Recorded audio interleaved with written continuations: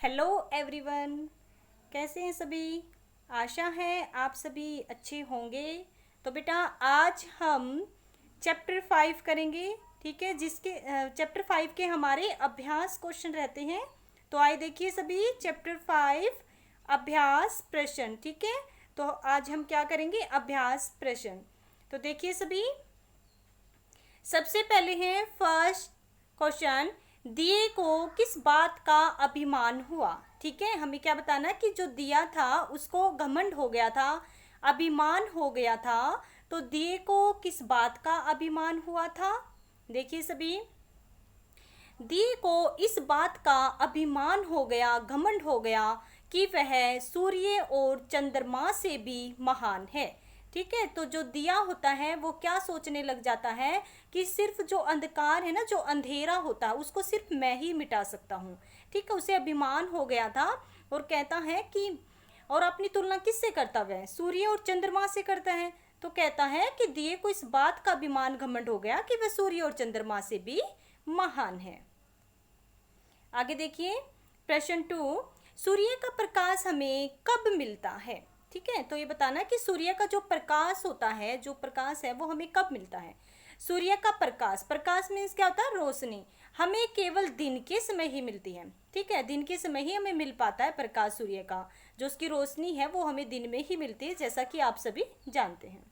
ठीक है, अब है क्वेश्चन थर्ड, दिए ने चंद्रमा से अपनी तुलना किस प्रकार की। ठीक है, जैसे कि आपको दिखाई दे रहा है चंद्रमा, तो दिए ने चंद्रमा से अपनी तुलना किस प्रकार से की। अब चंद्रमा तो बाहर होता है, बाहर के प्रकाश को ही मिटाता है, घर के अंदर आकर तो उजाला नहीं कर सकता। तो इसीलिए दिया ना चंद्रमा से अपनी रोशनी की तुलना करता है। ठीक है, तो देखिए क्या तुलना करता है। दिया सोचता था कि चंद्रमा का प्रकाश केवल बाहर दिखाई देता है। दिया सोचता था कि जो चंद्रमा होते हैं ना, उसका प्रकाश तो बाहर ही दिखाई देता, जैसे कि सबको पता भी है। जबकि मैं कोने कोने को प्रकाशित कर सकता हूँ। जब हम दिए को घर के अंदर रख देते हैं तो प्रत्येक कोने में हम उजाला कर सकते हैं। इसलिए मैं चंद्रमा से महान हूँ। इसलिए दिया अपने आप को चंद्रमा से महान समझने लग गया। ठीक है, दोबारा से देखिए सभी, दिया सोचता था कि चंद्रमा का जो प्रकाश है केवल बाहर दिखाई देता है, जबकि मैं कोने कोने को प्रकाशित कर सकता हूँ। इसलिए मैं चंद्रमा से अधिक महान हूँ। ओके, नेक्स्ट क्वेश्चन देखिए सभी, प्रश्न 4, दिए का सिर नीचा क्यों हो गया। अब क्वेश्चन 4 है, इसमें पूछा गया है कि जो दिया होता उसका सिर नीचा क्यों हो गया था। देखें सभी, दिए का सिर नीचा इसलिए हो गया क्योंकि एक हल्के से हवा के झोंके ने उसे बुझाकर उसका अस्तित्व समाप्त कर दिया। यानी उसके जो मान सम्मान था उसको ही समाप्त कर दिया था एक हल्के से झोंके ने। यानी जो सूर्य और चंद्रमा होती हैं उन्हें तो कोई हल्का सा झोंका मिटा नहीं पाता, और उसी से ही यह दिया अपनी तुलना कर रहा था। तो दिया का सिर इसलिए नीचा हो गया कि एक हल्का सा हवा का झोंका आया, उसने इसको बुझा दिया और इसका अस्तित्व जो है वो समाप्त हो गया। अस्तित्व मीन्स पहचान थी जो उसकी, वो चली गई।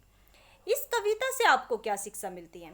ठीक है, तो हमें बताना है जो ये कविता है दिए का अभिमान, इससे आपको क्या शिक्षा मिली। अब आपने इस दिए के अभिमान कविता में पढ़ा है कि जो दिया होता है अपनी तुलना सूर्य से, चंद्रमा से, इन तारों से, नक्षत्रों से, सभी से करता है, और अपने आप को ही महान समझता है कि मैं ही सभी जगह उजाला कर सकता हूँ। जो मेरा कार्य है उसी पर मतलब कि अपनी महानता समझता है कि उसे गर्व हो जाता है कि मैं तो इतना बड़ा कार्य कर रहा हूँ, और ये तो जो प्रकृति है, सूर्य चंद्रमा है, तारे हैं, वो भी नहीं कर सकते।